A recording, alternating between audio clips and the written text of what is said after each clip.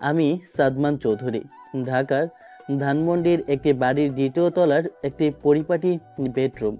ভোরের নরম আলো পাতলা পর্দা ভেদ করে ঘরে এসে পড়েছে। এসি মৃদু শব্দ চলছে। আমি গভীর ঘুমে আচ্ছন্ন। রিমা, মানে আমার বউ। আমি যেই বাসায় ভাড়া থাকি, সেই বাড়িওয়ালার সিনিয়র মেয়ে, যে ফিসফিস করে তার গোলাপি ঠোঁট প্রায় আমার কানের কাছে এনে বলল, এই যে আমার ভাড়াটিয়া সাহেব, এখনো ঘুমিয়ে উঠবেন না? আজ কিন্তু একটা বিশেষ দিন, ভুলেও যদি যান তাহলে কিন্তু আপনার খবর আছে। ভেজা চুলের পানির ফোঁটা গড়িয়ে পড়ছে সাদমানের গালের উপর। ঠান্ডা পানির স্পর্শে তার ঘুমটা পাতলা হয়ে আসে। হুম, ভাড়া ভাড়া তো মাসের 5 তারিখে দিয়ে দিয়েছি রিমা আপা। আর ময়লা ফেলার সময় তো ঠিক ছিল। তাই নাকি? ভাড়া দিয়েছেন, কিন্তু আমার ভালোবাসা ভাড়াটা তো এখনো দেননি। আর আমি রিমা আপা কবে থেকে হলাম? হ্যাঁ, 1 মাস হয়ে গেল, এখনো আপনার মুখের আপা ডাকটা গেল না। আপা শব্দটা কানে যেতেই সাদমানের ঘুমটা পুরোপুরি ভেঙে গেল। সে ধরফর করে চোখ খুলল। চোখের সামনে যে দৃশ্যটা সে দেখল, তা দেখা যেন কোনো কবির লেখা কবিতার বাস্তব রূপ। ভেজা কালো চুল পিঠের উপর ছড়িয়ে আছে, শ্যামলা মুখে সকালের আলো পড়ে মুক্তোর মতো ঝলক দিচ্ছে, আর সেই চোখে মুখে। রিমা, রিমা তুমি? আমি আমি কি স্বপ্ন দেখছি? না, স্বপ্ন তো নয়, কিন্তু বিশ্বাস করো, আমার এখনো মাঝে মাঝে স্বপ্ন মনে হয়। মনে হয় এই বুঝি ঘুম ভাঙবে, আর দেখবো আমি পাশের ছোট রুমটাতে শুয়ে আছি, আর একটু পরেই ওপরতলা থেকে আঙ্কেলের হাঁক ডাক শোনা যাবে। স্বপ্ন কেন হবে? এটাই তো সত্যি। আমি আপনার সেই ভয়ঙ্কর বাড়িওয়ালার রাশ ভারী মেয়ে, আর আপনি আমার সেই ভীতু ভাড়াটিয়া, যে এখন আমার বর। আর শুনুন, আজ আমাদের বিয়ে ঠিক 1 মাস পূর্ণ হলো, আমাদের ভালোবাসার প্রথম মাস পূর্তি। সাদমান রিয়াকে আলতো করে নিজের দিকে টেনে নিয়ে তার ভেজা চুলে নাক ডুবিয়ে বলে, আমি জানি, আমার খুব ভালোভাবেই মনে আছে ওই দিনটা কি ভোলার মতো, যেদিন থেকে ধানমন্ডির সবচেয়ে বড় আতঙ্ক আমার ব্যক্তিগত সম্পত্তিতে পরিণত হলো। কিন্তু তোমার চুলের ঘ্রাণটা ভেজা মাটির মতো, তাই না? নাকি তোমার শ্যাম্পুর ঘ্রাণটাই এমন? তা কি যে বলেন না, সকাল সকাল এত রোমান্টিক কথা বলতে হবে না। আগে বলুন, গিফট কোথায়? আমার 1 মাস পূর্তির গিফট কই? গিফট? এই যে এত বড় একটা গিফট তোমার বুকের উপর শুয়ে আছে, দেখতে পাচ্ছ না? এর চেয়ে বড় গিফট আর কি হতে পারে বলো? একদম ঢং করবেন না, আমি আপনার মতো সস্তা গিফট না। হুম, আমার দামি গিফট লাগবে। আর তাছাড়া গিফট তো আমি আপনাকেই দিয়েছি। এই যে সকাল সকাল আপনার ঘুম ভাঙিয়ে দিলাম, এটাই তো সবচেয়ে বড় গিফট। ও, তাই নাকি? এটা গিফট হলো? আমার তো মনে হচ্ছে এটা অত্যাচার। ছুটির দিনে একটু শান্তিতে ঘুমাতেও দেবে না। এর চেয়ে তো ভাড়াটিয়ার জীবনই ভালো ছিল, অন্তত কেউ সকালে এভাবে ঘুম ভাঙিয়ে দিত না। কি বললেন? ভাড়াটির জীবন ভালো ছিল? দাঁড়ান, আপনার ভাড়াটির জীবন আমি বের করছি। আজ সারাদিন আমার কথা মতো চলতে হবে, আমার সব আবদার পূরণ করতে হবে, এটাই আপনার শাস্তি। সাদমান হাসতে হাসতে রিমাকে আরও শক্ত করে জড়িয়ে ধরে। আচ্ছা বাবা, ঠিক আছে, তোমার সব কথা শুনবো, তোমার সব আবদার পূরণও করব। কিন্তু তার আগে আর একটু ঘুমাতে দাও না প্লিজ। তোমাকে জড়িয়ে ধরে ঘুমানোর মধ্যে যে কি শান্তি, তা যদি বোঝাতে পারতাম। একদম না, এখন আর ঘুমানো যাবে না, অনেক বেলা হয়ে গেছে। উঠুন, ফ্রেশ হয়ে নিন, আমি আপনার জন্য স্পেশাল নাস্তা বানাবো আজ। নাস্তার কি দরকার? আমার তো ব্রেকফাস্ট আমার চোখের সামনে আছে, আমি তো তোমাকেই খেয়ে নিতে পারি। সাদমান দুষ্টুমি করে রিমার গালে আলতো করে চুমো খায়। তাদের এই মিষ্টি রোমান্টিক মুহূর্তটা হয়তো আরও কিছুক্ষণ চলতো, কিন্তু ঠিক তখনই উপরতলার ছাদ থেকে একটা ভারী গলার আওয়াজ ভেসে এলো, যা মুহূর্তের মধ্যেই ঘরের সব রোমান্টিকতার বাতাস বের করে দিল। রিমার বাবা আফসার সাহেব উপরতলা থেকে চিৎকার করে বলেন, সাদমান, কি ব্যাপার? আজ অফিসে যাবে না নাকি?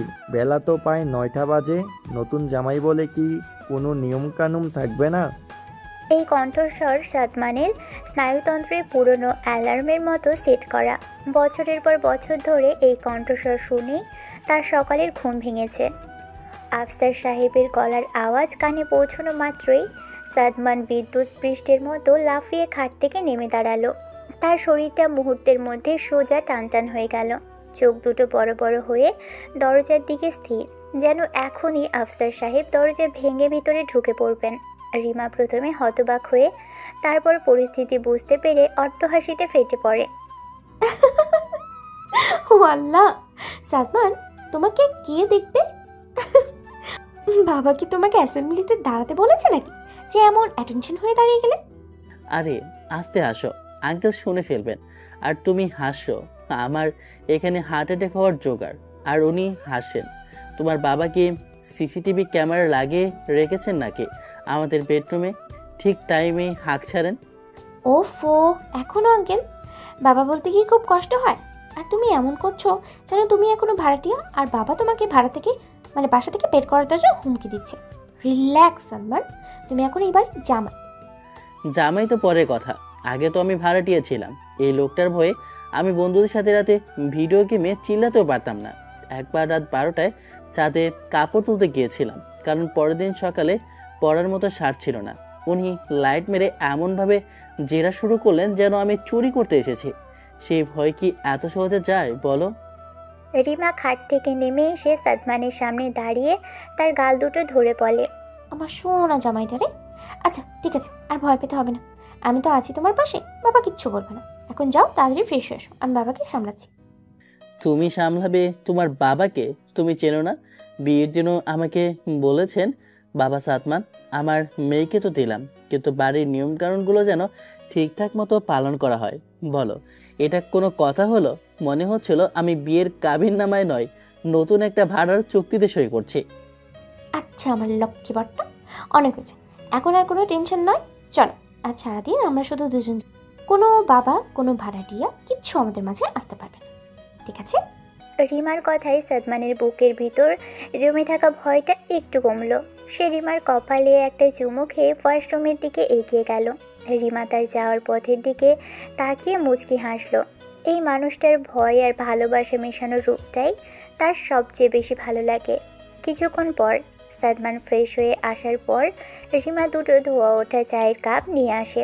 তারা বেডরুমের লাগোয়া ছোট বারান্দাটায় গিয়ে বসে। সকালের স্নিগ্ধ বাতাস আর হালকা রোদ গায়ে মাখছে। বারান্দার ছোট বেটে চেয়ারে গা এলিয়ে বসেছে সাদমান। রিমা তার হাতে চায়ের কাপটা তুলে দিল। নিন আপনার দিনের প্রথম ডোজ, আশা করি এটা খাওয়ার পর আপনার শ্বশুরের ভয়টা একটু কমবে। বাহ, চাটা তো দারুণ হয়েছে, একদম পারফেক্ট। কিন্তু এই চায়ের স্বাদ নেই আমার ভেতর থেকে আফসার সাহেবের ভয় দূর করার। ওই ভয়টা আমার অন্তিম মজ্জায় মিশে গেছে। কি যে বলেন না, বাবাকে এখনো এত ভয় পান? ভুলে যাবেন আপনি এখন এবারে জামা, ভাড়াটিয়া নন। আপনার এখন সম্মান অধিকার সূত্র দুটোই আছে। অধিকার? কোন অধিকারে তোমার বাবা আমাকে এখনো বলেন সাদমান? সাদের পানির ট্যাঙ্কিটা দেখেছো? পানি পড়েছে মনে হয়। বলো, কোনো জামাইকে কি শ্বশুর এসব কথা বলে? আমার তো মনে হয় বিয়ের পর আমার প্রমোশন হয়নি, বরং দায়িত্ব আরো বেড়ে গেছে। বাবা আসলে তোমাকে ছেলে হিসেবে দেখে, তাই তো এত ভরসা করে বলেন। এটাকে পজিটিভলি নাও না। পজিটিভলি? আচ্ছা নিলাম, কিন্তু সত্যি কথা বলতে কি রিমা, মাঝে মাঝে মনে হয় ভাড়াটিয়া থাকাই ভালো ছিল। সিরিয়াসলি, তখন চিন্তা ছিল শুধু একটাই, মাসের 5 তারিখের মধ্যে বাড়ি ভাড়াটা দিয়ে দেওয়া। আর এখন তো চিন্তার কোনো শেষই নেই। ও তাই নাকি? আমার সাথে বিয়েটা হয়ে আপনার চিন্তা বেড়ে গেছে? এত অসুখী আপনি আমার সাথে? আরে বাবা, অসুখী হতে যাব কেন? তুমি তো আমার জীবনের সবচেয়ে বড় সুখ। কিন্তু সুখের সাথে কিছু প্যাকেজ ডিলও তো আসে নাকি? আগে চিন্তা ছিল শুধু বাড়ির ভাড়া, আর এখন চিন্তা করতে হয় আমার রোমান্স পাকড়ি, বউটার মন কিভাবে ভালো রাখা যায়, মাস শেষে কি সারপ্রাইজ দেওয়া যায়, কোন শাড়িটা কিনলে তার হাসিটা আরও চড়ো হবে, কোন রেস্টুরেন্টে নিয়ে গেলে সে খুশি হবে। এই চাহিদার তালিকা তো হিমালয় পর্বতের চেয়েও লম্বা। তার মানে আমার এই চাহিদাগুলো পূরণ করতে আপনার কষ্ট হচ্ছে? আমি কি খুব বেশি কিছু চেয়ে ফেলেছি আপনার কাছে? কষ্ট না, কষ্ট হবে কেন? তোমার এই ছোট ছোট আবদারগুলো পূরণ করতেই তো আমার সবচেয়ে বেশি ভালো লাগে। কিন্তু চাপ তো একটা থাকেই, তাই না? বাড়িওয়ালার চাপ সামলানোর চেয়ে রোমান্টিক বউয়ের চাপ সামলানো অনেক বেশি কঠিন ম্যাডাম। কারণ বাড়িওয়ালাকে টাকা দিলেই চুপ করানো যায়, কিন্তু বউকে তো উফ। বউকে কি করতে হয় বলুন? বউকে ভালোবাসার সাগরে ডুবিয়ে রাখতে হয়, যেখান থেকে সে আর ওঠার সুযোগই পাবে না। কিন্তু মুশকিল হলো তোমার বাবা সেই সাগরের সুনামি হয়ে প্রায়ই হানা দেন, যেমন আজকেও দিল। সাদমানের কথায় দুজনে একসঙ্গে হেসে ওঠে। তাদের হাসির শব্দে সকালটা যেন আরও বেশি জীবন্ত হয়ে গেল। হাসতে হাসতেই সাদমানের চোখ গেল কোনাকুনিভাবে পাশের বাড়ির ছাদের দিকে, যেটা এ বাড়ি থেকে স্পষ্ট দেখা যায়। জানো রিমা, ওই ছাদটার দিকে তাকালে আমার এখনো কেমন ভয় ভয় লাগে। মনে হয় ওই ছাদটাই ছিল আমার জীবনের সবচেয়ে বড় পরীক্ষা কেন্দ্র, আর পরীক্ষক ছিলে তুমি। ভুল বলে, ওটা পরীক্ষার কেন্দ্র ছিল না, ওটা ছিল আমার গোপন বারান্দা, যেখান থেকে আমি আমার ভাড়াটিয়া সাহেবকে লুকিয়ে লুকিয়ে দেখতাম। কি কি বললে তুমি? লুকিয়ে দেখতে মানে? আমি তো ভাবতাম আমি ছাদে গেলেই তুমি শাসন করতে আসতে। Seriously lima? হ্যাঁ, মনে আছে, তুমি প্রতি শুক্রবার দুপুরে সব কাপড় ধুয়ে ছাদে শুকাতে। আমি ঠিক ওই সময়টাতেই উপরে আসতাম, মাকে বলতাম, মা ছাদের গোলাপ গাছগুলোতে পানি দিয়ে আছে, কিন্তু আসল উদ্দেশ্য তো থাকতো তোমাকে দেখা। আমার তো অবিশ্বাস লাগছে। তার মানে ওই যে একদিন তুমি আমাকে বললে এখানে শার্টটা এভাবে মেলবেন না, বাতাসে উড়ে গিয়ে পাশের বাড়ির ছাদে পড়বে, ওটা আসলে আমাকে শাসন করা ছিল না, ওটা আমাকে দেখার অজুহাত ছিল। কিছুটা তো শাসন ছিলই। আপনি আসলে না খুব অকাজ চলেছেন, কিন্তু বেশিরভাগই ছিল অজুহাত। আমি দেখতাম তুমি ভেজা শার্টটা দড়িতে মেলার সময় তোমার হাত দুটো কেমন টান টান হয়ে যেত, কপাল বেয়ে ঘাম পড়তো। আমার খুব দেখতে ইচ্ছে করতো, কিন্তু বাবার ভয়ে আর নিজের লজ্জায় কখনো তোমার সামনে স্বাভাবিক হয়ে যেতেই পারতাম না, আর তাই রাশভারী ভাব নিয়েই রাখতাম। হে আল্লাহ, আমি কোথায় আছি? আর আমি বোকার মতো ভাবতাম এই মেয়েটা এত কড়া কেন? বাড়িওয়ালার মেয়ে বলে কি এত ভাব দেখাতে হবে? আমি তো বন্ধুদের কাছে তোমার নাম দিয়েছিলাম হিটলার।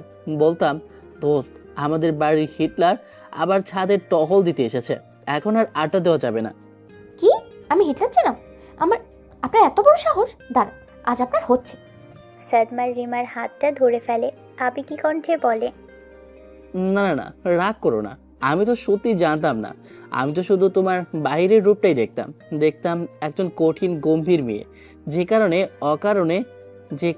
অকারণে ভাড়াটিয়াদের উপর নজরদারি করে। কিন্তু আমি তো জানতাম না সেই কঠিন খোলসের ভেতরে আমার জন্য এত ভালোবাসা লুকিয়েছিল। ভালোবাসা তো ছিলই, কিন্তু বলার সাহস ছিল না। বাবা যদি একবার জানতে পারতেন, তাহলে তো আপনার ঢাকা শহরে থাকাই মুশকিল করে যেত। তাই নিজের অনুভূতিগুলোকে শাসনের চাদরে মুড়িয়ে রাখতাম। ভাবতাম এভাবেই হয়তো ভালো থাকবো, কিন্তু আমি ভুল ছিলাম। এখন ভাবলে অবাক লাগে, তাই না? কত কাছাকাছি থেকেও আমরা কত দূরে ছিলাম। তুমি ছাদে আসতে আমাকে দেখার জন্য, আর আমি তোমাকে দেখে ভাবতাম আজ আবার নতুন কোনো আইন জারি করতে এসেছো। আমাদের এই ভুল বোঝাবুঝি নিয়েই তো একটা সিনেমা বানিয়ে ফেলা যায়। সিনেমা বানাতে হবে না, আমাদের জীবনটাই তো এখন একটা সিনেমা, যেখানে ভয়, রোম্যান্স, কমেডি, ড্রামা সবই আছে। আর এই সিনেমার পরিচালক হচ্ছেন আমার বাবা। ঠিক বলেছ। আর আমি হচ্ছি সেই সিনেমার অসহায় নায়ক, যে ভিলেনকে শ্বশুরমশাই বলে ডাকতে বাধ্য। কিন্তু জানো তো এই সিনেমার সবচেয়ে সুন্দর অংশ কোনটা? কোনটা? সব ভয়, সব শাসন আর সব ভুল বোঝাবুঝির পর সিনেমার শেষে এই হিটলারটাই আমার ভালোবাসার মানুষ হয়ে আমার ঘরে এসেছে। এর চেয়ে সুন্দর ক্লাইম্যাক্স আর কিছু হতে পারে না। সাদমানের কথায় রিমার চোখ দুটো ছলছল করে ওঠে। সে কিছু না বলেই সাদমানকে আলতো করে জড়িয়ে ধরে।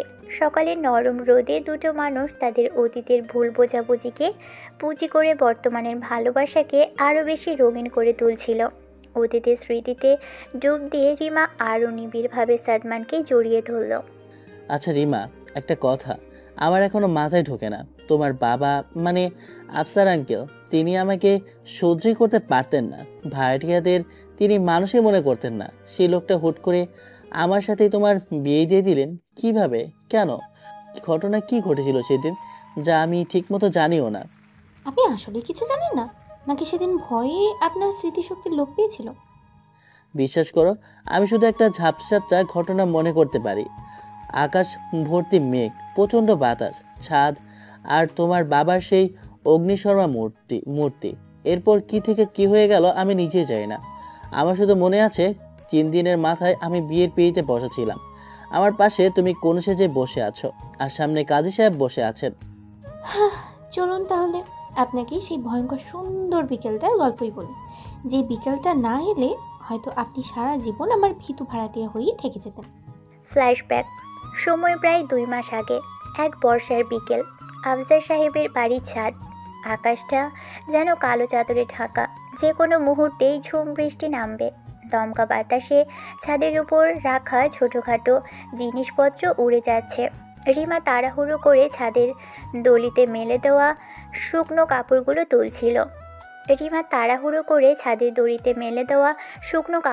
তুলছিল। তার মা তাকে বারবার বারণ করার সত্ত্বেও সে এসেছিল, কারণ কাপড়গুলোর মধ্যে তার সবচেয়ে প্রিয় ওড়নাটাও ছিল। ঠিক সে সময়ে সাদমান প্রায় দৌড়ে ছাদে প্রবেশ করে। তার চোখে মুখে রাজ্যের চিন্তা। রিমা বলে, আপনি এই ঝড় বৃষ্টির মধ্যে ছাদে কি করছেন? কোনো কাণ্ডজ্ঞান নেই? আসলে আপা, আমার একটা খুব জরুরি শার্ট, কাল সকালে ইন্টারভিউ আছে। সাদা শার্টটা বাতাসে উড়ে গেল নাকি বুঝতে পারছি না। এখন শার্টের কথা ভাবছেন? ঝড় দেখেছেন? নামুন বলছি। রিমা কথাটি শেষ করার আগেই প্রচণ্ড বেগে বাতাস বইতে শুরু করে। দড়িতে থাকা একটা ভারী চাদর খুলে গিয়ে রিমার মুখের উপর এসে পড়ে। মুহূর্তের জন্য রিমা ভারসাম্য হারিয়ে ফেলে। ভেজা আর পিচ্ছিল ছাদে তার পা ফসকে যায়। সে চিৎকার করে পড়ে যেতে নাই। সাদমান এক মুহূর্তেও দেরি করেনি।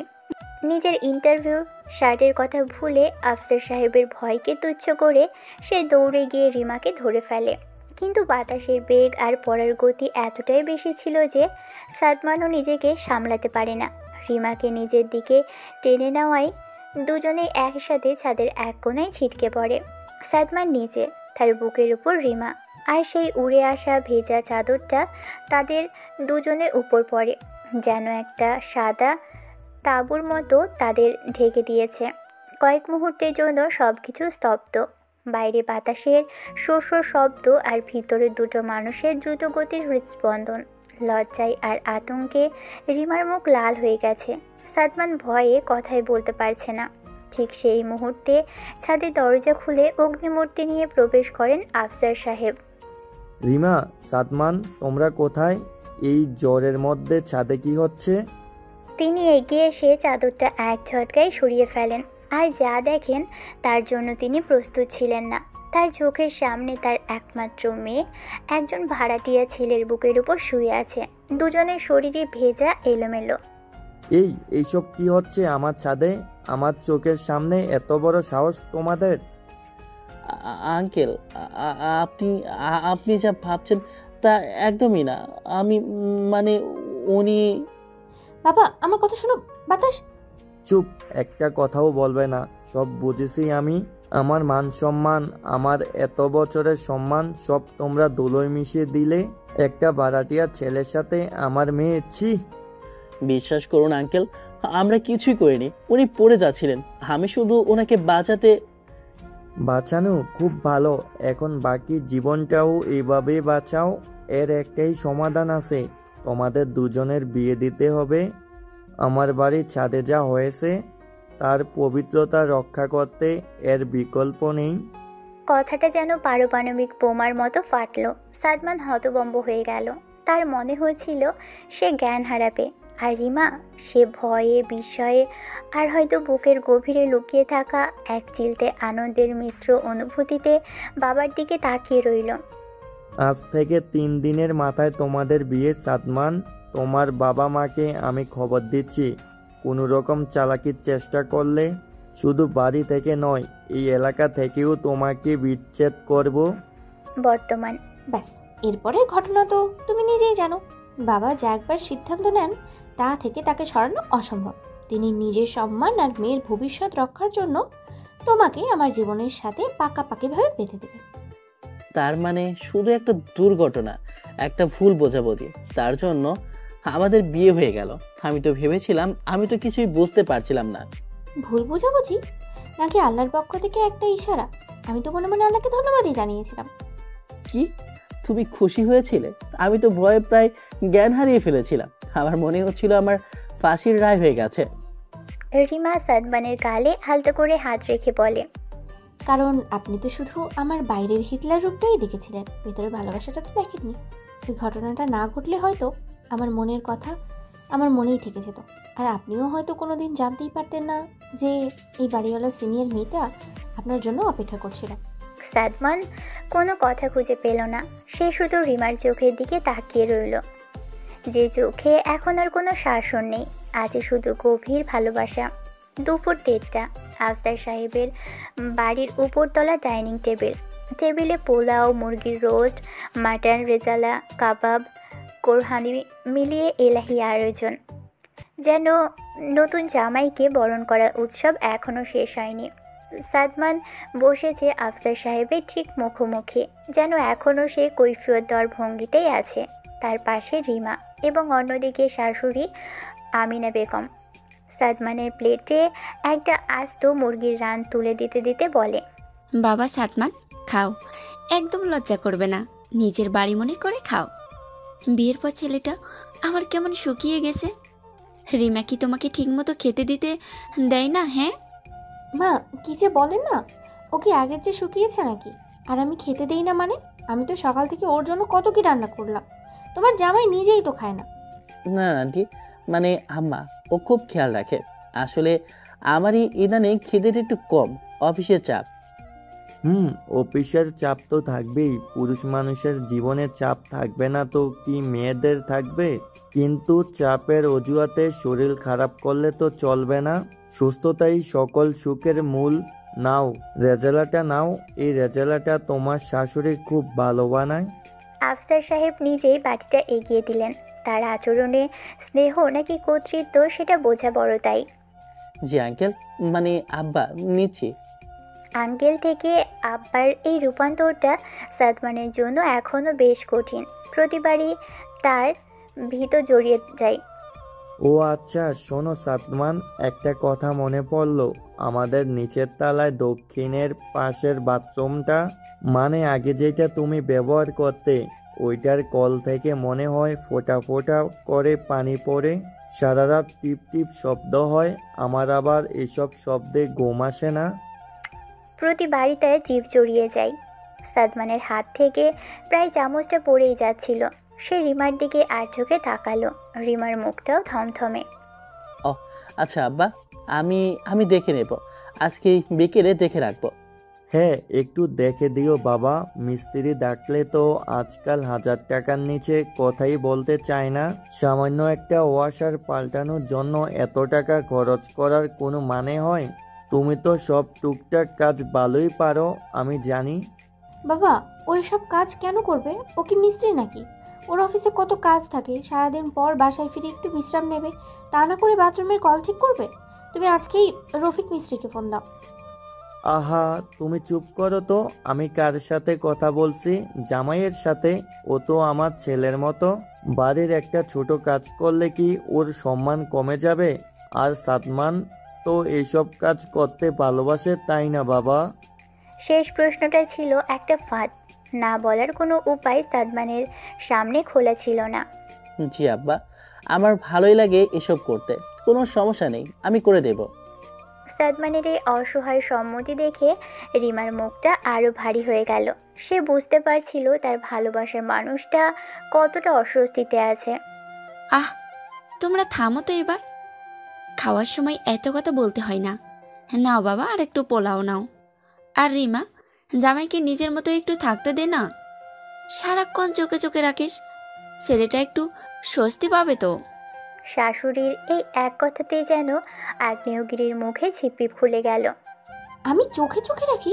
মা, তুমি এটা কি বললে? আমি ওকে চোখে চোখে রাখি নাকি ও আমাকে চোখে চোখে রাখে সেটা তুমি জানো? আর আমি যদি একটু ওর যত্ন নিই, খেয়াল রাখি, তাতে তোমার সমস্যাটা কি হচ্ছে? আমার কোনো সমস্যা হচ্ছে না, কিন্তু অতিরিক্ত কোনো কিছুই ভালো না।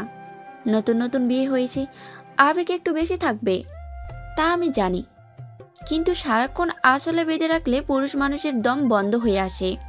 একটু স্পেস দিতে হয়। আম্মা, রিমা, আপনারা থামুন প্লিজ। সব তো ঠিকই আছে, আপনারা কেন শুধু শুধু? তোমার মা ঠিকই বলেছে রিমা, জামাইকে জামাইয়ের মতো থাকতে দাও। বিয়ের আগে তো সারাক্ষণ আমাদের শাসন করতে, এখন নতুন মানুষ পেয়ে তার উপর ছুরি ঘুরাচ্ছ, এইটা ঠিক না। বাহ, দারুণ! এখন আমি সবার কাছে খারাপ হয়ে গেলাম। আমি ওর যত্ন নিচ্ছি, সেটা তোমাদের চোখে পড়ছে। আর তুমি সালমান, তুমি তো কিছুই বলছো না, চুপ করে বসে বসে মজা দেখছো, তাই না? তোমার জন্যই তো আজ আমাকে এত কথা শুনতে হচ্ছে। আমি আমি আবার কি করলাম? আমি তো খাওয়ার চেষ্টা করছি, কিন্তু তোমাদের এই পারিবারিক মহাযুদ্ধের মধ্যে আমার গলায় তো খাবারই নামছে না। আমার কি এখান থেকে উঠে যাওয়া উচিত? দেখেছো মেয়ের কথা, জামাইকে দোষ দিচ্ছে। আরে আমরা তো ওর ভালোই চাই, নতুন সংসার, একটু মানিয়ে গুছিয়ে চলতে হয়। আমরা তো আর সারা জীবন বেঁচে থাকবো না। সারা জীবন বেঁচে থাকবো না, এই ক্লাসিক ডায়লগটি আসার পর পরিস্থিতি আরও জটিল আকার ধারণ করলো। রিমা চেয়ার ছেড়ে উঠে দাঁড়িয়ে বলে, আমার আর খিদে নেই, তোমরা খাও। যার জন্য এত আয়োজন করলাম সেই তো আমাকে দাম বোঝে না। রিমা প্রায় দৌড়ে ঘর থেকে বেরিয়ে গেল। ডাইনিং টেবিলে নেমে এলো এক অস্বস্তিকর নীরবতা। এই মেয়ের যে কি হবে, বড্ড জিদি হয়েছে। যাও সাদমান, তুমি গিয়ে একটু দেখো, বউ তোমার সামলাতে তো তোমাকেই হবে। আমি যাব। যাও বাবা, মন খারাপ করো না। ও একটু অভিমানী, কিন্তু মনটা খুব ভালো। তুমি দুটো ভালো কথা বললেই দেখবে সব ঠিক হয়ে গেছে। যাও। সাদমান আর এক মুহূর্ত অপেক্ষা করল না। প্লেটে অর্ধেক খাবার রেখেই সে উঠে দাঁড়ালো। তার মনে হয়েছিল এই এলাহি আয়োজন আসলে একটা ফাঁদ, যেখানে সে জামাই হিসেবে নয় বরং একজন অসহায় শিকারী হিসেবে আটকা পড়েছে। সাদমান ডাইনিং টেবিল থেকে উঠে তাদের নিজেদের বেডরুমে প্রবেশ করে। রিমা বিছানার উপর মুখ ফুলিয়ে বসে আছে, চোখ দুটো ছলছল করছে। ঘরের ভিতরে একটা গুমোট পরিবেশ। সাদমান খুব সাবধানে দরজাটা ভেজিয়ে দিয়ে রিমার পাশে এসে বসলো। আমি যাব? এই যে ম্যাডাম, এভাবে একা একা পালিয়ে এলে, ওদিকে তোমার মা বাবা আমার উপর কত প্রেশার দিয়ে গেল। যাও, বউকে সামলাও, যেন আমি কোনো আন্তর্জাতিক শান্তি রক্ষা মিশনে এসেছি। আমার সাথে কথা বলবে না তুমি, একদমই। সব দোষ তোমার। তুমি যদি বাবার কথার প্রতিবাদ করতে, তাহলে মা আমাকে ওভাবে বলতে পারতো না। তুমি তো চুপ করেছিলে। প্রতিবাদ? কার প্রতিবাদ করব? তোমার বাবার? যে মানুষটার চোখের দিকে তাকালে আমার এখনো মনে হয় তিনি আমার কাছ থেকে বকেয়া বাড়ি ভাড়া চাইতে এসেছেন। রিমা, তুমি তো জানো ওনার সামনে আমার মুখ দিয়ে কথাই বের হয় না। আর তাছাড়া কি বলতাম আমি? বলতাম, আব্বা, আমি আপনার জামাই, বাড়ির প্লাম্বার না। এই কথা বললে তিনি হয়তো বলতেন, জামাই তো কি হয়েছে, জামাই কি আকাশ থেকে পড়েছে? কিন্তু তুমি তো আমার পক্ষে নিতে পারতে। যখন মা আমাকে বলছিল আমি তোমাকে চোখে চোখে রাখি, তখন তো বলতে পারতে যে না, আমি তোমার যত্ন নিই। বললে না কেন? বলার সুযোগটা কোথায় পেলাম বলো? তোমাদের মামের ঝগড়ার মধ্যে আমি কথা বলতে গেলে পরিস্থিতি আরো খারাপ হতো। মনে হতো ঘিয়ের আগুনে পেট্রোল ঢেলে দিয়েছি। তার চেয়ে চুপ থাকাই আমার কাছে বুদ্ধিমানের কাজ মনে হয়েছে। তার মানে তুমি সারা জীবন এইভাবে চুপ করে থাকবে আর আমি সবার কথা শুনে যাব? আরে না পাগলি, চুপ করে কেন থাকবো? তবে এই সমস্যার সমাধান এভাবে ঝগড়া করে হবে না। এর জন্য আমাদের একটা অন্য প্ল্যান করতে হবে। অন্য প্ল্যান? কি প্ল্যান? সাদমান পকেট থেকে মোবাইলটা বের করলো। তার মুখে একটা দুষ্টু হাসি। প্ল্যানটা হচ্ছে অপারেশন মুক্তি। এই বাড়ি, এই পারিবারিক ড্রামা, এই বাথরুমের কল, সবকিছু থেকে মুক্তি। চলো আমরা কোথাও পালিয়ে যাই। পালিয়ে যাব মানে? তুমি কি আমার মাথা খারাপ হয়ে গেছে নাকি ভাবছো? আরে বাবা, সারা জীবনের জন্য পালাতে বলছি না, মাত্র একদিনের জন্য। কাল তো শুক্রবার, আমার অফিস ছুটি। চলো আমরা কাল সারাদিনের জন্য ঢাকার বাইরে কোনো রিসোর্টে চলে যাই, যেখানে শুধু তুমি আর আমি থাকবো। কোনো বাবা থাকবে না, মাও থাকবে না, আর কোনো বাথরুমের কলও থাকবে না। প্রস্তাবটা শোনার সাথে সাথেই রিমার অভিমানী মুখটা উজ্জ্বল হয়ে উঠল। তার রোমান্স পাগলি সত্তাটা যেন আবার জেগে উঠেছে। সত্যি বলছো? আমরা যাব? কিন্তু মা আমাকে কি বলে যাব? বাবা তো কিছুতেই রাজি হবে না। কেন রাজি? কেন রাজি করাতে হবে কেন? আমরা তো বলবোই না। আমি বলবো আমার অফিসে জরুরি কাজ পড়েছে, গাজীপুরে যেতে হবে। আর তুমি বলবে তোমার কলেজের এক বান্ধবীর বিয়ে, তাই তুমি সকাল সকাল ওর বাসায় যাবে সাহায্য করতে। ব্যাস, সিম্পল। কিন্তু এটা কি ঠিক হবে, মিথ্যে কথা বলা? দেখো রিমা, মাঝে মাঝে শান্তি রক্ষা করার জন্য একটু একটু মিথ্যা কথা বলা জায়েজ আছে। আর তাছাড়া আমরা তো কোনো খারাপ কাজ করতে যাচ্ছি না, আমরা শুধু নিজেদের জন্য একটু সময় চাইছি। বলো, তুমি রাজি? রিমা কয়েক মুহূর্ত ভাবল। একদিকে পারিবারিক দায়িত্ব, অন্যদিকে নিজের ব্যক্তিগত যাওয়া। অবশেষে তার ভিতরের রোমান্টিক সত্তাটাই জয়ী হলো। খুশি হয়ে সাদমানকে জড়িয়ে ধরে বলে, রাজি, আমি 100 বার রাজি। আমি এখনই গুগল করে গাজীপুরের সবচেয়ে সুন্দর রিসোর্টটা খুঁজে বের করছি। উফ, ওয়াও, ভাবতেই আমার কি যে ভালো লাগছে। Candle light dinner, swimming pool, উফ। দেখেছো, পালানোর কথা শুনেই আমার বইয়ের সব অভিমান শেষ। এই জন্যই বলেছিলাম এই সমস্যার সমাধান ঝগড়া নয়, রোম্যান্স। তারা দুজনে মিলে মোবাইলে বিভিন্ন রিসর্টের ছবি দেখতে লাগলো। তাদের ফিসফিসানি, হাসাহাসি আর উত্তেজনায় ঘরটা ভরে উঠল। তারা ঠিক করলো কাল খুব ভোরেই তারা বেরিয়ে পড়বে। যেই না তাদের পরিকল্পনা চূড়ান্ত হলো, রিসর্টের বুকিংও প্রায় কনফার্ম হয়ে গেছে, ঠিক তখনই দরজায় ঠক ঠক শব্দ হলো। রিমার ছোট বোন রিনা এসেছে। আপু, ভাইয়া, তোমরা ভেতরে কি করছো? মা ডাকছে। রিনার আকস্মিক আবির্ভাবে সাদমান আর রিমা দুজনেই চমকে উঠল। তারা তাড়াতাড়ি মোবাইলটা লুকিয়ে ফেলল, যেন কোনো অপরাধ করতে গিয়ে ধরা পড়েছে। কিছু না, আয় ভিতরে। মা কেন ডাকছে? আর বলো না, মা তো তোমার উপর রেগে আগুন হয়ে আছে। বলছে তুমি নাকি না খেয়ে উঠে এসেছো। যাও তাড়াতাড়ি গিয়ে খেয়ে নাও, বাবাও বসে আছে। আচ্ছা, আমরা আসি, তুই যা। না, আমি একটু বসবো এখানে। ভাইয়া, তোমার সাথে আমার একটা জরুরি কথা ছিল। সাদমান আর রিমার বুকের ভিতরটা ধক করে উঠল। তাদের মনে হলো তাদের গোপন পরিকল্পনাটা হয়তো কোনোভাবে ফাঁস হয়ে গেছে। কি কি কথা বল। আসলে ভাইয়া, আমার কলেজের ফি দেওয়ার লাস্ট ডেট চলে এসেছে। কিছু টাকা লাগবে। বাবার কাছে চাইতে ভয় লাগছে। তুমি যদি একটু... ওহ, এই কথা। হ্যাঁ হ্যাঁ, দেবো তো। কত টাকা লাগবে বলিস? থ্যাংক ইউ ভাইয়া, তুমি পৃথিবীর বেস্ট দুলাভাই। আচ্ছা, আরেকটা কথা, কাল তো শুক্রবার, তোমার অফিস ছুটি তাই না? প্রশ্নটা শোনার সাথে সাথে সাদমান আর রিমার মুখের হাসি আবার মিলিয়ে গেল। তারা একে অপরের দিকে তাকালো। হ্যাঁ হ্যাঁ, ছুটি তো, কিন্তু কেন রে? দারুণ, তাহলে চলো না আমরা সবাই মিলে কাল ফ্যান্টাসি কিংডম থেকে ঘুরে আসি। অনেক দিন কোথাও যাওয়া হয় না, বাবা মাও খুশি হবেন আর আমাদেরও ঘোরা হবে। প্লিজ ভাইয়া, না করো না। আমি বন্ধুদের সবাইকে বলে দেব যে আমার দুলাভাই আমাদের সবাইকে নিয়ে ঘুরতে যাচ্ছে। রিনার এই নিষ্পাপ প্রস্তাবে সাদমান আর রিমার মাথায় যেন আকাশ ভেঙে পড়ল। তাদের সাজানো গোপন রোমান্টিক পরিকল্পনাটা চোখের সামনে একটা পারিবারিক পিকনিকে পরিণত হতে দেখলো তারা। না না রিনা, কাল তোর ভাইয়ার অফিসের একটা জরুরি কাজ আছে, ওর গাজীপুরে যেতে হবে, তাই না গো? হ্যাঁ হ্যাঁ, খুব জরুরি একটা কনফারেন্স, না গেলেই নয়। অনেক দিন না হয় আরেকদিন না হয় আমরা সবাই মিলে যাব, কেমন? ও ধ্যাত, আমি তো ভাবলাম কত মজা হবে। আচ্ছা ঠিক আছে, তাহলে তোমরা কাজ ছেড়ে তাড়াতাড়ি চলে এসো। আমরা বিকেলে সবাই মিলে একসাথেই না হয় কোথাও বসবো। রিনা মন খারাপ করে ঘর থেকে বেরিয়ে গেল। সে চলে যাওয়ার পর সাদমান আর রিমা দুজনের দিকে তাকিয়ে রইল। তাদের মুখের অভিব্যক্তি বলে দিয়েছিল তারা একটুর জন্য বেঁচে গেছে, কিন্তু বিপদ এখনও কাটেনি। দেখেছো, বলেছিলাম না এই বাড়িতে প্রাইভেসি বলে কিছুই নেই। এখানে একটা রোমান্টিক প্ল্যান করা আর ইউরেনিয়াম স্মাগলিং করার চেষ্টা করা একই রকম কঠিন। এখন কি হবে? রিনা তো সবাইকে বলে দেবে যে তোমার ছুটি। বাবা যদি জিজ্ঞেস করে বসেন কিসের কনফারেন্স, তাহলে কি বলবে? সেটা পরেও ভাবা যাবে। আপাতত চলো নিচে গিয়ে খাওয়ার নাটকটা শেষ করে আসি, নইলে তোমার মা আবার নতুন কোনো ড্রামা শুরু করে দেবেন। তারা দুজন একটা বড় সংকট থেকে বাঁচলেও তাদের পালানোর পরিকল্পনার উপর একটা কালো মেঘের ছায়া ঘনিয়ে এলো। তারা বুঝতে পারছিল এই অপারেশন মুক্তি যতটা সহজ মনে হয়েছিল ততটা সহজ হবে না। পরদিন সকাল, শুক্রবার, সময় সকাল 7:30।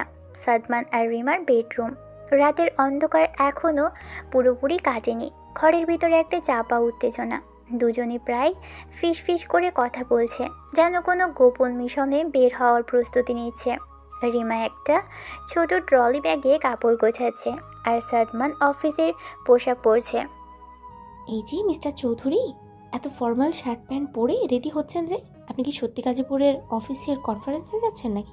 দেখে তো মনে হচ্ছে এখনই কোনো বোর্ড মিটিংয়ে যোগ দেবেন। দেখো, অভিনয় যখন করছি তখন সেটা নিখুঁত হওয়া উচিত। বাবা যদি সকালে উঠে আমাকে টি শার্ট পরা অবস্থায় দেখেন তাহলেই তো সন্দেহ বেড়ে যাবে। উনি জিজ্ঞেস করবেন কিসের কনফারেন্স, যে ক্যাজুয়াল ড্রেসে যাচ্ছ। তখন কি জবাব দেব? আমার অভিনয় একদম মেথড অ্যাক্টিং লেভেলের, বুঝেছ? ওরে বাবা, আমার মেথড অ্যাক্টর রে। কিন্তু আমি কি বলবো, আমাকে তো শাড়ি পরতে হচ্ছে। বান্ধবীর বিয়েতে তো আর জিন্স টপস পরে যাওয়া যায় না। কিন্তু এই শাড়ি পরে রিসোর্টের সুইমিং পুলে কিভাবে নামবো সেটাই তো ভাবছি। কেন? শাড়ি পরেই সুইমিং পুলে নামবে? আজকাল তো ওয়াটারপ্রুফ শাড়ি পাওয়া যায়, জানো না? আর তাছাড়া তুমি তো যাচ্ছ বান্ধবীর বিয়েতে সাহায্য করতে, সুইমিং পুলে সাঁতার কাটতে না। অভিনয়টা বাস্তবসম্মত হওয়া চাই রিমা। তা সারাক্ষণ খালি মজা। আমার তো এমনিতেই টেনশনে হাত পা ঠান্ডা হয়ে আসছে। ধরা পড়ে গেলে কি হবে ভেবে দেখেছো? বাবা তো বাড়ি থেকে বেরিয়ে করে দেবেন।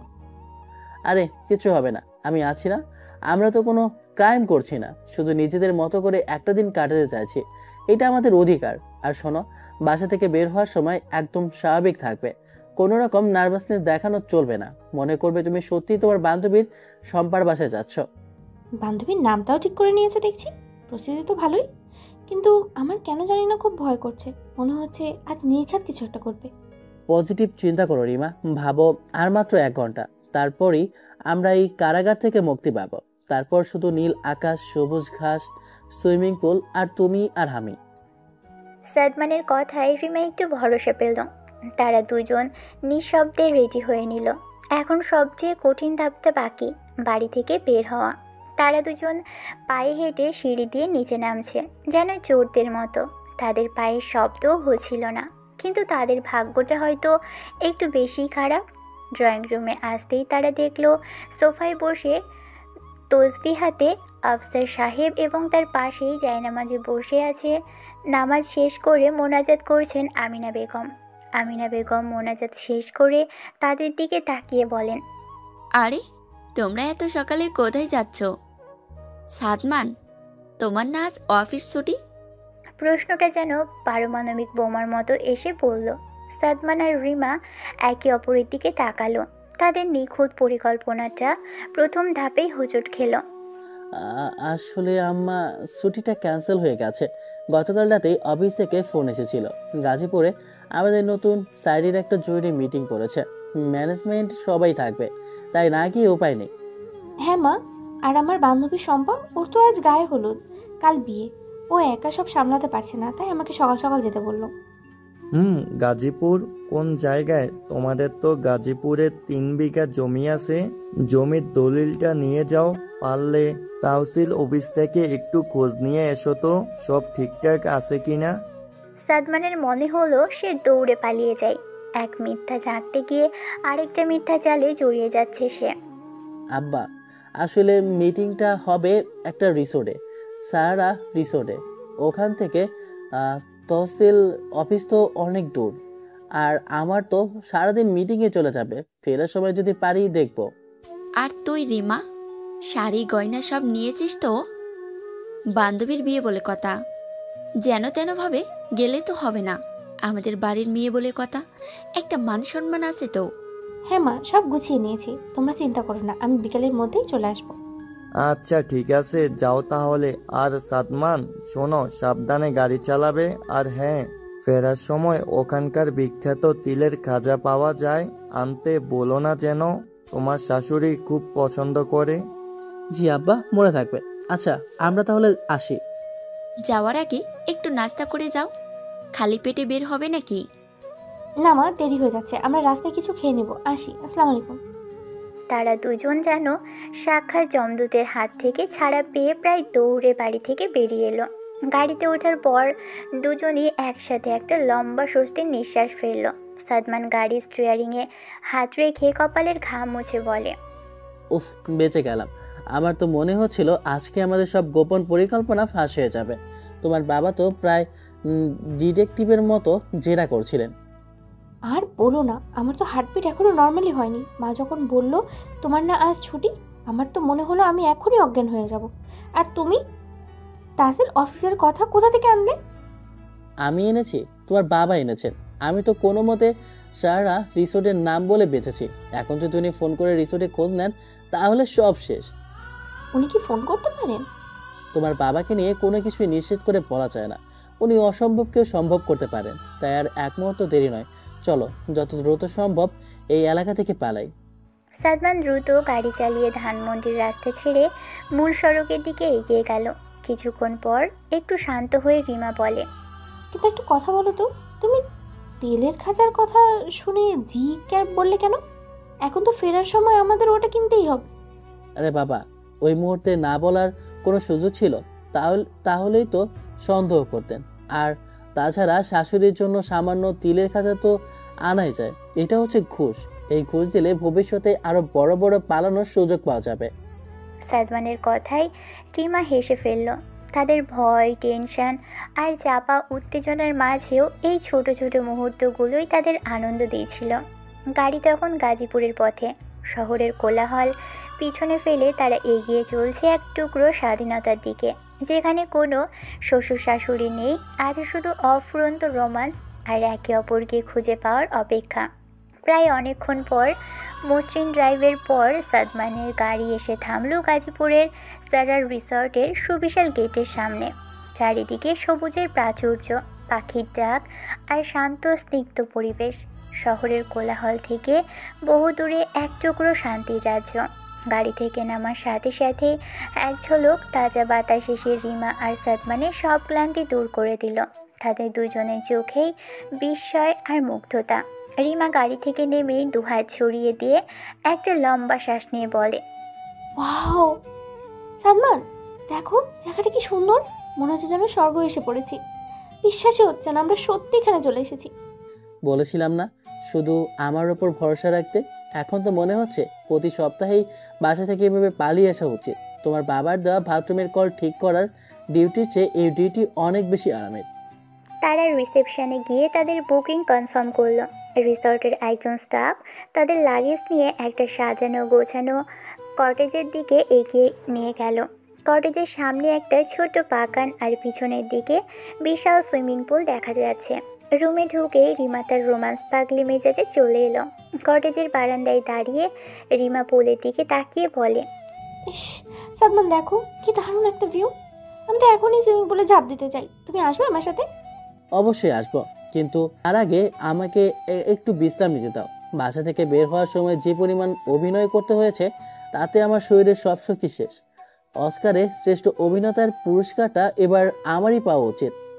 রিমা সাদমানের পাশে বসে তার গলা জড়িয়ে ধরে বলে, আচ্ছা আমার অস্কার জয়ী নেতা, আপনি একটু বিশ্রাম নিন। আমি বরং ততক্ষণ আমাদের আজকে সন্ধ্যার জন্য একটা স্পেশাল প্ল্যান করে ফেলি।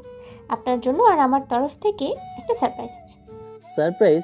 আবার কি সারপ্রাইজ? তোমার সারপ্রাইজের কথা শুনলে আমার কেমন জানি না ভয় লাগে। মাসপূর্তির দিন সকালে সারপ্রাইজ দিতে গিয়ে তো প্রায় হার্ট অ্যাটাকই দিয়ে ফেলেছিলাম। মোটেও না, ওটা তো বাবা নষ্ট করে দিয়েছিল। কিন্তু আজকে সারপ্রাইজ কেউ নষ্ট করতে পারবে না, কারণ এখানে তো আর বাবা নেই, এখানে শুধু তুমি আর আমি। রিমা সাদমানের গালের উপর আলতো করে একটা চুমু খেয়ে রুম থেকে বেরিয়ে গেল। সাদমান হাসি মুখে তার যাওয়ার দিকে তাকিয়ে রইল। এই মেয়েটার পাগলামিগুলোই তার সবচেয়ে বেশি ভালো লাগে। সে চোখ বন্ধ করে সোফায় মাথা এলিয়ে দিল। যাক, অবশেষে আমার বাড়িওয়ালা সিনিয়র মেয়ে থেকে কয়েক ঘন্টার জন্য ছুটি পেলাম। এখন শুধু আমার রোমান্টিক বউ। এই শান্তিটা যদি সারা জীবন থাকতো। কিছুক্ষণ পর সাদমানের যখন ঘুম ভাঙল তখন বিকেল গড়িয়ে সন্ধ্যা প্রায় হয়ে এসেছে। সে দেখল রিমার রুমে নেই। সে ফোন করতে যাবে, ঠিক তখনই দরজায় নক হলো। দরজা খুলে সে দেখল রিসর্টের একজন স্টাফ একটা সুন্দর স্যুট হাতে দাঁড়িয়ে আছে। স্যার, ম্যাডাম এই স্যুটটা আপনার জন্য পাঠিয়েছেন। আপনাকে রেডি হয়ে ঠিক 7টায় পুলের পাশে আসতে বলেছেন। সাদমান অবাক হয়ে স্যুটটা হাতে নিল। রিমার পাগলামির মাত্রা দেখে সে হাসবে না অবাক হবে বুঝতে পারছিল না।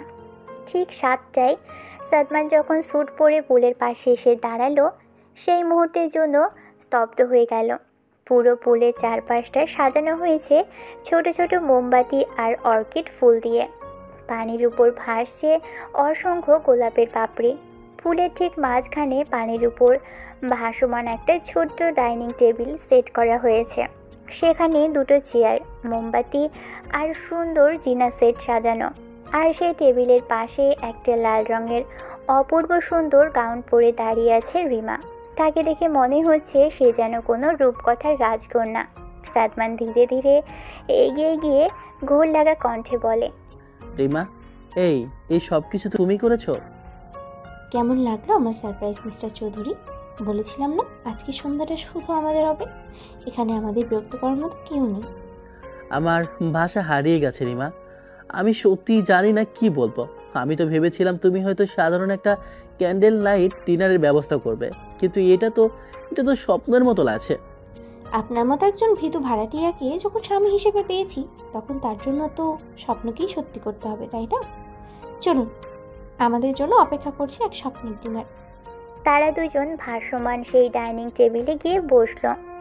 মৃদু আলো, চারিদিকে পানির মৃদু শব্দ, খোলা আকাশের নিচে হাজারো তারা।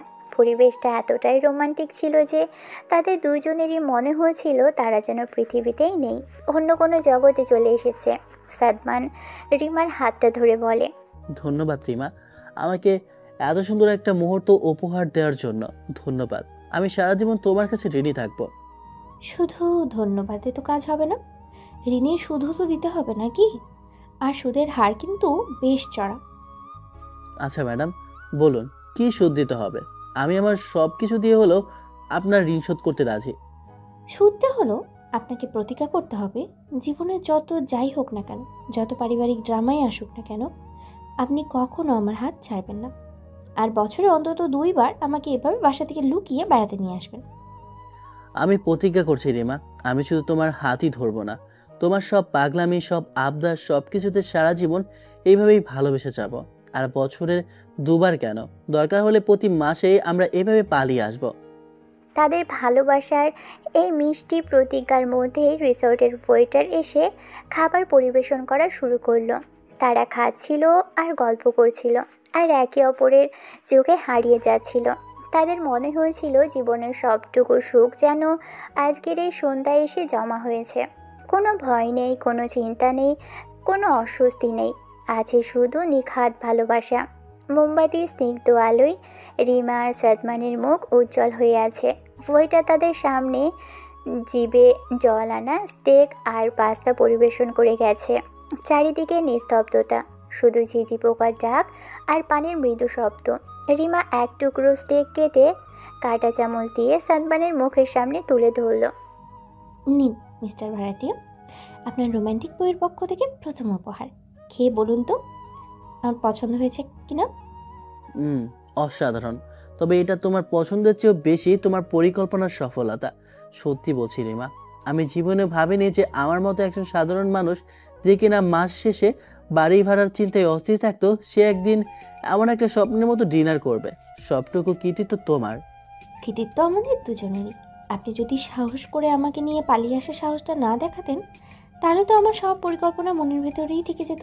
আপনি আমার সুপারম্যান। সুপারম্যান নাকি ভিটোম্যান, যে নিজের শ্বশুরকে জমের মতো ভয় পায়? তবে হ্যাঁ, আজ নিজেকে সত্যি সুপারম্যান মনে হচ্ছে আমি তোমাকে নিয়ে পৃথিবীর যে কোনো জায়গায় পালিয়ে যেতে পারি, যেখানে তোমার বাবা আমাদের খুঁজে পাবে না। বাবা কি ভিলেন নাকি যে আমাদের খুঁজে বেড়াবেন? তবে হ্যাঁ, পালিয়ে থাকার মধ্যে একটা অন্যরকম আনন্দ আছে, তাই না? একটা থ্রিল কাজ করে। তারা হাসতে হাসতে একে অপরকে খাইয়ে দিয়েছিল। তাদের কথোপকথন মন নিল ভবিষ্যতের দিকে।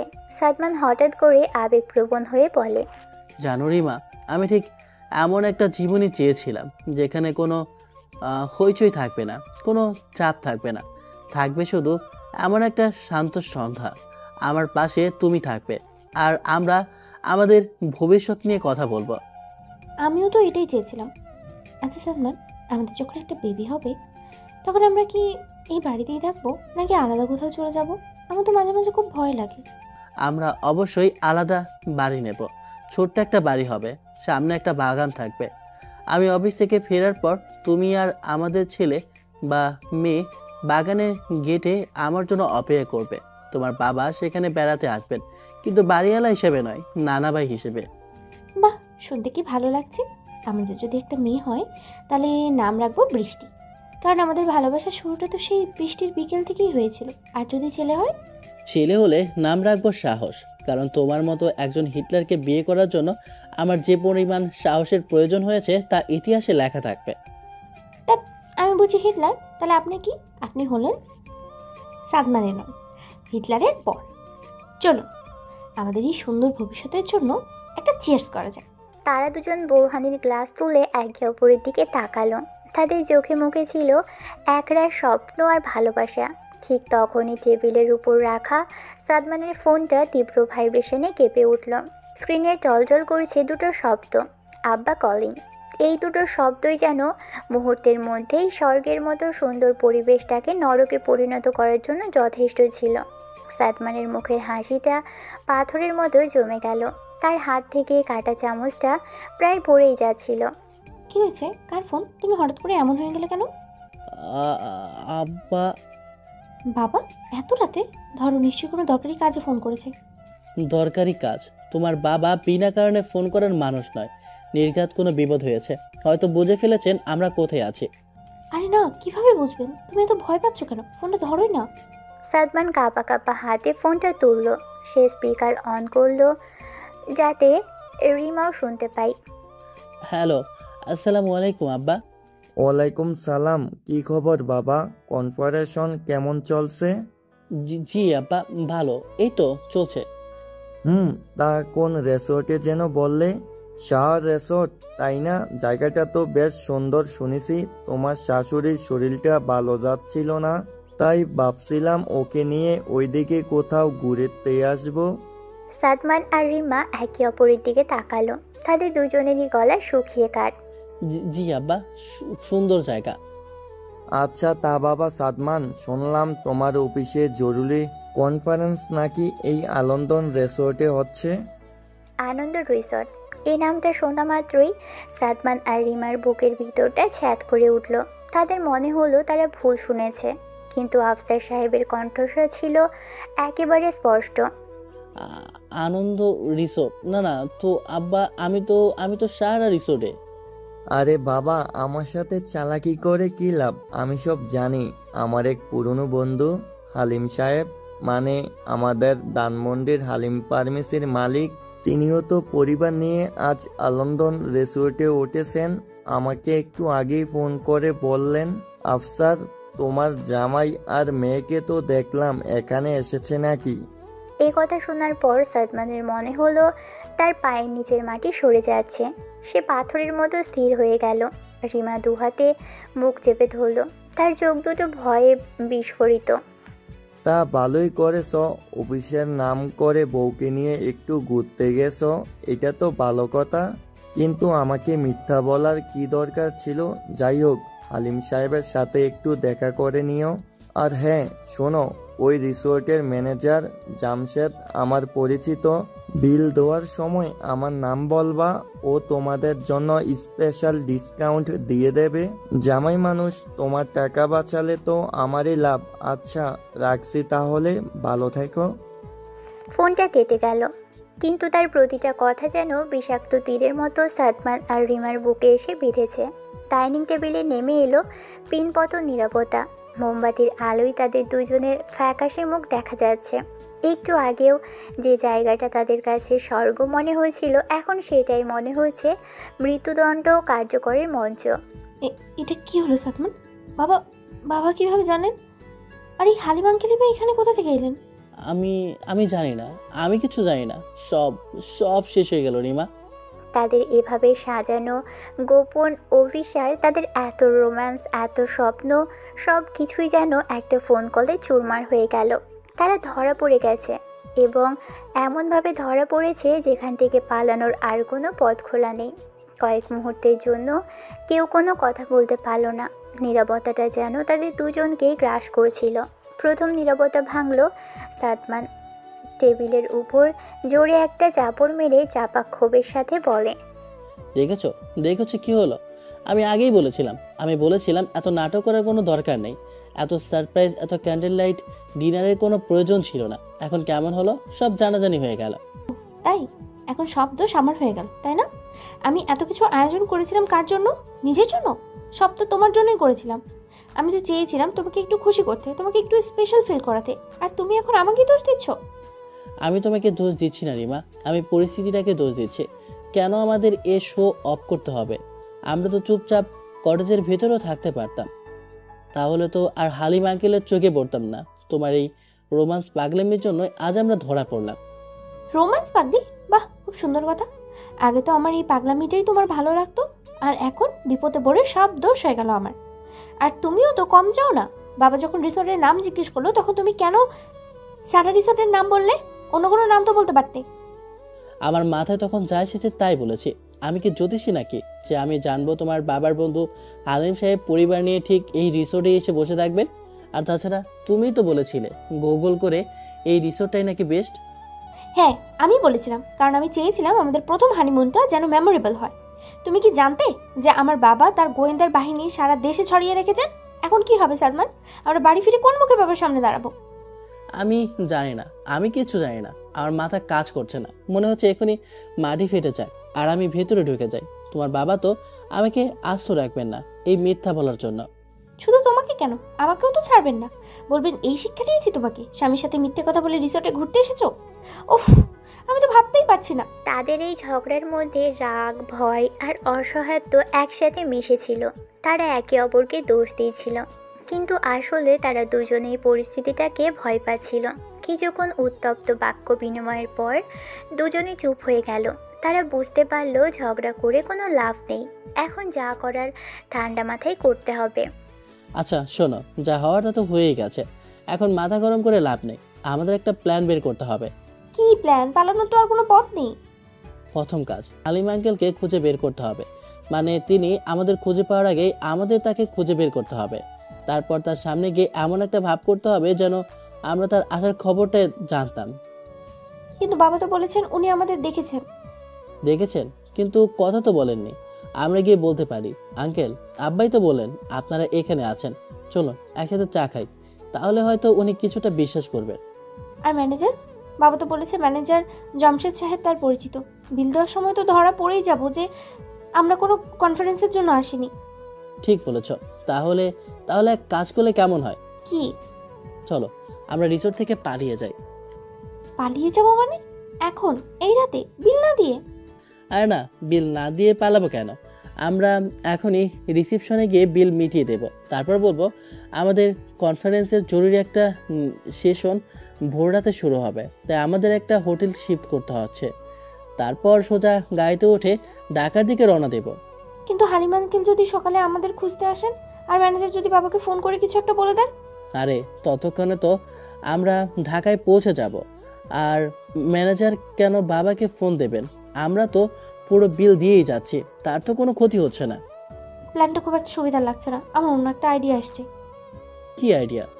আমি অসুস্থ হয়ে যাব। মানে অসুস্থ হয়ে যাবে মানে কি? মানে আমি অসুস্থতার নাটক করব। হঠাৎ করে আমার পেটে প্রচণ্ড ব্যথা করে উঠবে, বুঝছো? অথবা আমার ফুড পয়জনিং হয়েছে, এমন কিছু একটা। তুমি আমাকে নিয়ে ছোটাছুটি করবে, ডাক্তারের খোঁজ করবে। তাহলে হালিম আঙ্কেলের সাথে দেখা করার কোনো সুযোগই থাকবে না। আর আমরা কাল সকাল সকালই ওই মেডিকেল ইমার্জেন্সির কথা বলে বাড়ি ফিরে যেতে পারবো। রিমা, তোমার মাথায় এসব বুদ্ধি আসে কোথা থেকে? বাংলা সিনেমা দেখা একটু কমাও প্লিজ। তোমার অভিনয়ের দৌড় আমার ভালোই জানা আছে। তুমি অসুস্থতার অভিনয় করতে গিয়ে নির্ঘাত ধরা পড়ে যাবে। কেন? আমি খুব ভালো অভিনয় করতে পারি।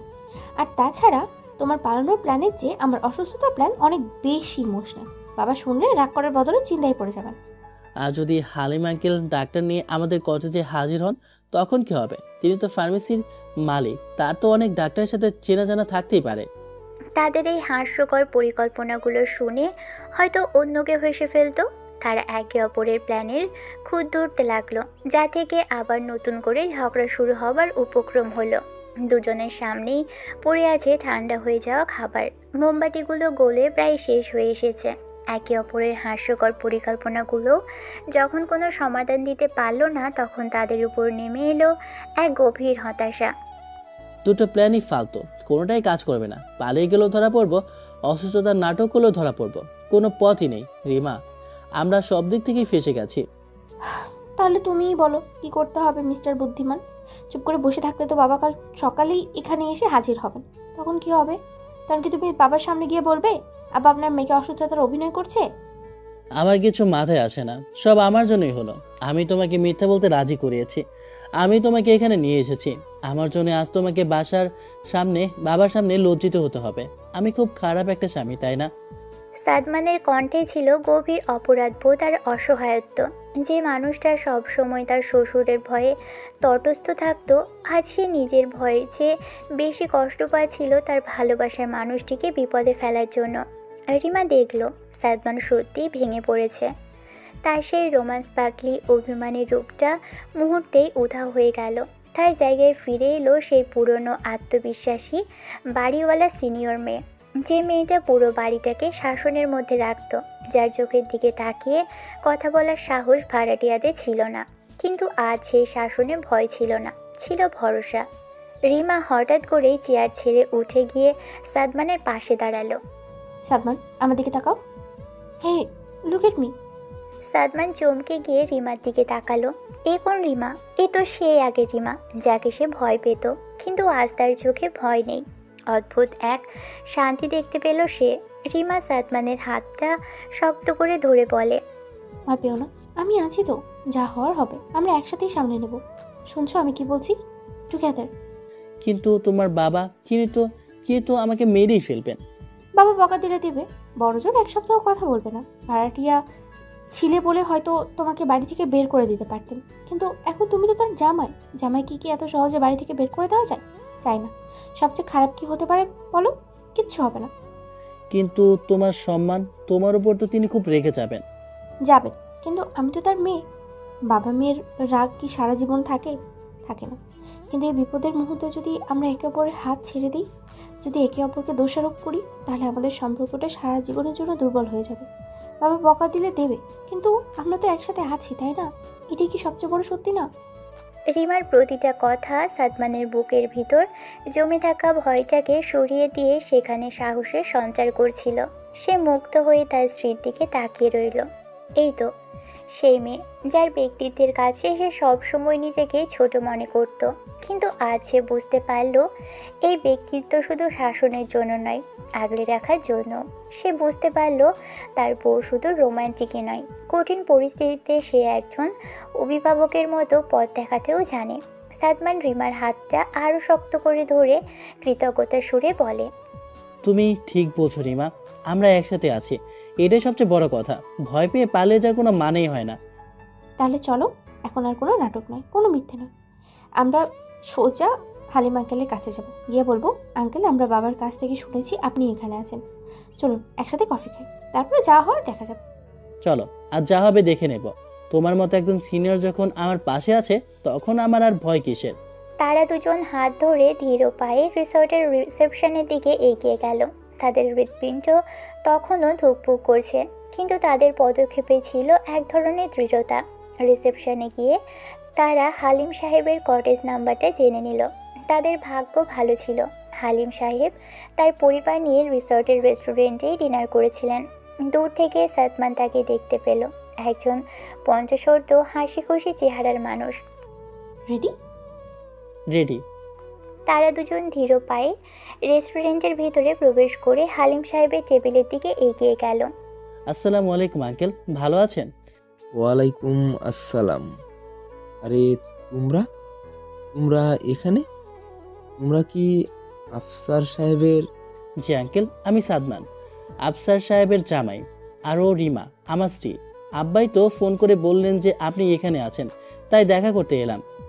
সাদমান এক নিঃশ্বাসে কথাগুলো বলে ফেলল। এখন বিস্ফোরণ ঘটার অপেক্ষা। ও তাই নাকি? আফসার ফোন করেছিল? লোকটা তো পারেও। আরে বাবা, আমি তো তোমাদের দেখিনি। এই কথা শোনার সাথে সাথেই সাদমান আর রিমা একে অপরের দিকে তাকালো। তাদের দুজনেরই ভ্রু কুঁচকে গেল। দেখেনি মামন, বাবা তো বললো আপনি নাকি আমাদের দেখেছেন। আরে না মা, আমি আসলে অন্য এক দম্পতিকে দেখেছিলাম। ছেলেটা দেখতে প্রায় তোমার স্বামীর মতোই লম্বা, আর মেয়েটাকেও বেশ সুন্দর। তারা পুলের পাশে খুব রোমান্টিকভাবে ডিনার করছিল। আমি তো দূর থেকে দেখে আফসারকে ফোন করে মজা করেছিলাম যে, কি ব্যাপার, তোমার জামাইকে তো দেখছি কনফারেন্সের নামে হানিমুন করছে। ও যে ব্যাপারটা এত সিরিয়াসলি নিয়ে নিবে তা তো আমি বুঝিনি। হালিম সাহেবের স্ত্রী পাশ থেকে যোগ করলেন, আমি তো ওকে তখনই বলেছিলাম, তুমি নিশ্চিত না হয়ে ফোন করছো কেন? যদি ওরা না হয়? এখন দেখো তো ছেলে মেয়ে দুটো কেমন বিব্রত করা অবস্থায় পড়লো। আরে বাবা, ভুল তো মানুষেরই হয়। যাই হোক, তোমাদের সাথে দেখা হয়ে খুব ভালো হলো। বসো, আমাদের সাথে কফি খাও। সাদমান আর রিমা তখনও দাঁড়িয়ে আছে, যেন তারা মূর্তি হয়ে গেছে। তাদের মাথার উপর থেকে যেন কয়েকশো কেজি ওজনের একটা পাথর সরে গেল। একটা গুমোট মেঘ যেন এক মুহূর্তেই দমকা হাওয়ায় উড়ে গেল। তারা বেঁচে গেছে। তাদের নিখুঁত মিথ্যাচার, তাদের ভয়, তাদের ঝগড়া সব কিছুই ছিল একটা ভুলের উপর ভিত্তি করে। না না আঙ্কেল, আজ আর বসবো না, আপনারা ডিনার করুন। আমরা আসলে একটু বের হচ্ছিলাম, কাল সকালে ইনশাল্লাহ কথা হবে। তারা কোনো মতে সেখান থেকে বিদায় নিয়ে রেস্টুরেন্টে থেকে বেরিয়ে এলো। বাইরে এসে খোলা আকাশের নিচে দাঁড়িয়ে দুজনে একসাথে শব্দ করে হেসে উঠল। সে কি হাসি! সে হাসি ছিল স্বস্তির, মুক্তির এবং পরম আনন্দের। বিশ্বাস হচ্ছে রিমা, বিশ্বাস হচ্ছে আমরা আমরা বেঁচে গেছি। হালিম আঙ্কেল আমাদের দেখেনি। আমি তো এখনো ঘোরের মধ্যেই আছি, মনে হচ্ছে কোনো সিনেমায় দেখছি। আমরা বেঁচে গেছি সাদমান। তারা হাসতে হাসতে একে অপরের হাত ধরে তাদের কটেজের দিকে এগিয়ে চলল। পুরো রিসর্টটা তাদের কাছে আবার নতুন করে স্বর্গ হয়ে ধরা দিল। কটেজের সামনে এসে সাদমান হঠাৎ থেমে গেল। সে রিমার দিকে ফিরল। তার চোখে এখন আর কোনো ভয় নেই, আছে শুধু গভীর ভালোবাসা আর শ্রদ্ধা। রিমার দুটো হাত নিজের হাতে তুলে নিয়ে আবেগঘন কণ্ঠে বলে, আজ আমি তোমাকে নতুন করে দেখলাম রিমা। যখন আমি পুরোপুরি ভেঙে পড়েছিলাম, যখন আমার মনে হচ্ছিল সব শেষ, তখন তুমি আমার পথ দেখিয়েছো। তুমি শুধু আমার রোমান্টিক পাগলি বউ নয়, তুমি আমার শক্তি, আমার আশ্রয়, আমার ভয়ঙ্কর বাড়িওয়ালার সিনিয়র মেয়ে, পৃথিবীর সেরা বউ। রিমার চোখ দুটো ভালোবাসায় ছলছল করে উঠল। সে কিছু না বলেই সাদমানের বুকে মাথা রাখল। আর আমার ভীতু ভাড়াটিয়াটা পৃথিবীর সেরা স্বামী। কটেজের দরজা বন্ধ হবার সাথে সাথেই বাহিরের পৃথিবীটা যেন হারিয়ে গেল। ঘরের ভিতর তখনও মোমবাতির আবেশ লেগে আছে। বিছানার উপর ছড়িয়ে আছে গোলাপের পাপড়ি। সাদমান আলতো করে রিমার মুখটা তুলে ধরল। তাদের চার চোখের মিলন হলো। সেখানে কোনো ভয় ছিল না, কোনো মিথ্যা ছিল না, ছিল শুধু দুটো মানুষের একে অপরের প্রতি অগাধ বিশ্বাস আর ভালোবাসা। আজকের রাতটা আমাদের রিমা, কোনো সংকট নেই, কোনো ধরা পড়ার ভয় নেই, শুধু সত্যি, আমাদের সত্যি। সাদমান রিমার কপালে একটা দীর্ঘ চুমু খেলো। সেই চুমুতে ছিল কৃতজ্ঞতা, ছিল নির্ভরতা। রিমা তার বাহু দিয়ে সাদমানের গলা জড়িয়ে ধরল। তাদের ঠোঁট দুটো যখন মিলিত হলো, তখন বাহিরের পৃথিবীর সব কোলাহল থেমে গেল। সব ভয়, সব দ্বিধা মুছে দিয়ে তারা একে অপরের মধ্যে আশ্রয় খুঁজে নিল। যে রোমান্টিক ডিনারটা একটা ফোন কলে অসমাপ্ত রয়ে গিয়েছিল, সেই রোমান্সই যেন এখন আরও গভীর আর তীব্র হয়ে তাদের গ্রাস করলো। রিমা তার রোমান্স পাগলামির পূর্ণতা খুঁজে পেল সাদমানের ভালোবাসার তীব্রতায়। আর সাদমান তার সব ভয়কে জয় করল রিমার আত্মবিশ্বাসী আত্মসমর্পণে। তাদের অপূর্ণ রোমান্টিক ট্রিপটি যেন এই মুহূর্তে এসে একে অপরের শরীরের ভাঁজে, উষ্ণ নিঃশ্বাসে আর ভালোবাসার গভীরতায় জীবনের শ্রেষ্ঠ পূর্ণতা পেল।